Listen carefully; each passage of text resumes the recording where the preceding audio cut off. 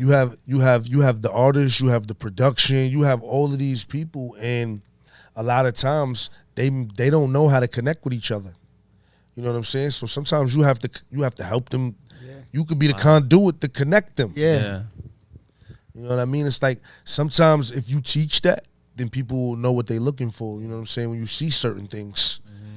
And like for me, that's kind of what's happening when we go around and we in these environments and we in these rooms. Like I'm saying, I'm not like the regular rapper. I'm not awestruck or anything. I'm paying attention to what's going on, and I'm very receptive to, you know what I'm saying, whatever is going on. It really doesn't matter. Like I'm saying, you gotta understand. I'm saying I've been in prison situations, so it's really like a music situation. It's like, this is beautiful. Like I'm sizing this shit up like, you know, a Rottweiler to a T-bone steak. And even you know, like the group chat you made, right? We're part of that group chat. Yes. So it's like stuff like that. I specifically pick people to where it's like this, like on social media, it's like, yo, people don't really know how to engage. Yeah. Like it's a certain engagement. So it's like this. If we all in the music world, right?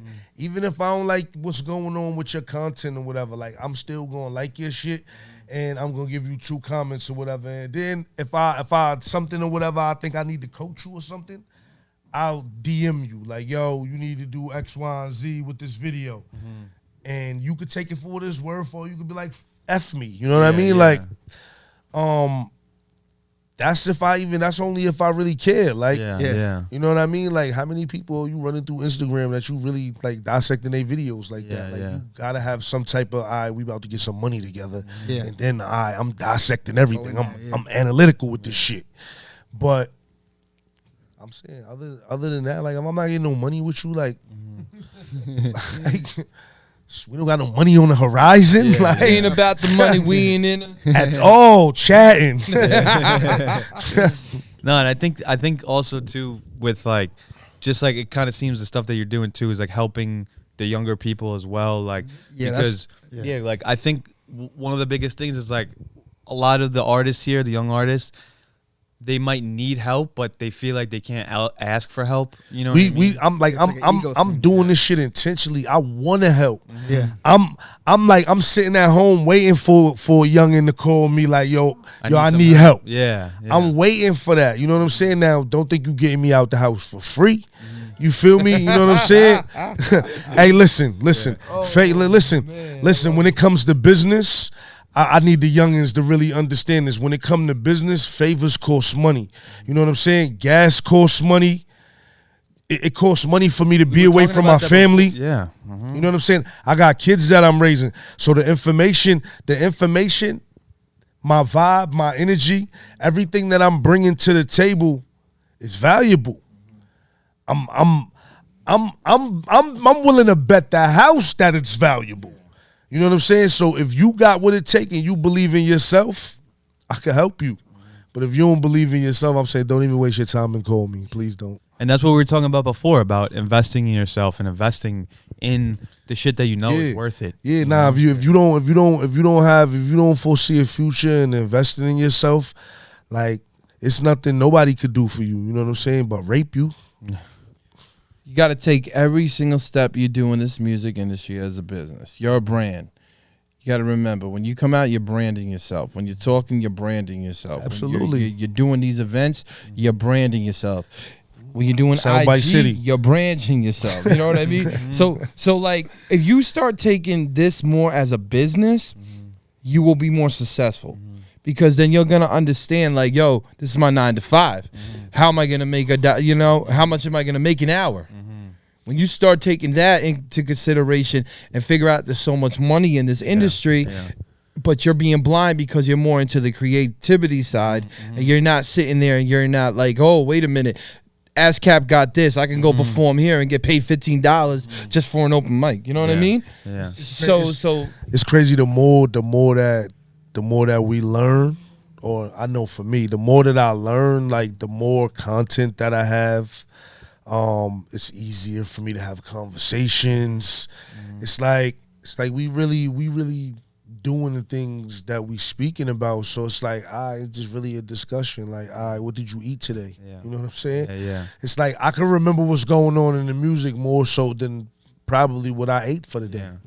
I want to just ask you about this. So, because like what you just said, right? The business and the creativity part.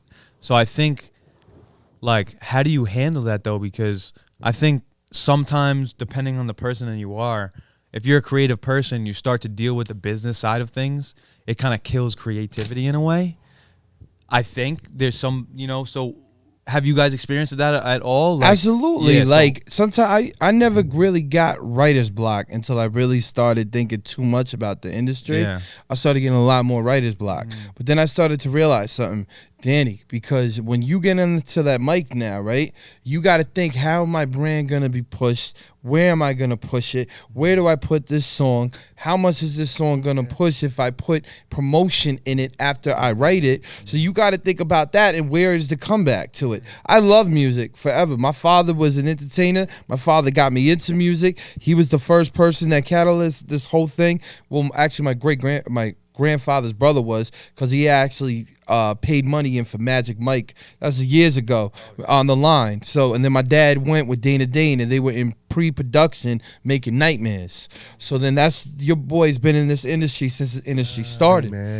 So exactly, Nightmares of the night. Yeah. So what happened is I started to realize what I was doing wrong when I hooked up with him, and he's like, "Yo, D, man, we're doing all of this. We got all these fans. What are we doing to really, come back and really make dividends, make some money?" And I'm like, wait a minute. And then all of a sudden, he started coaching me more, and I started looking at him, and I'm like, wait a minute. And then I started thinking now when I go into the booth, I think about, how's this going to sell? Where's this going to sell? What market do we put this in? How do we put this in? Because the thing is, you have all the, and I'm going to be blunt, we have all the connects. So it's like, one call, you want BET, right? But how's that BET thing going to sit here and get me money? How is this going to go? Like, that's why me and his steps are a lot different. Radio, I can't put something on radio. Honestly, I'm going to be blunt right now on this camera. I can't put on some radio I don't like. Because if I don't like the music, I don't think any of my fans are going to like the music, because they're sitting there looking at my opinion. So you got to look at that in every single step in every avenue. Like, you got to think about it. How much your cameraman costs, right? How much like the lighting in here costs? What is it? How are we going to put this out? Where are we going to go with this? Who's going to like this?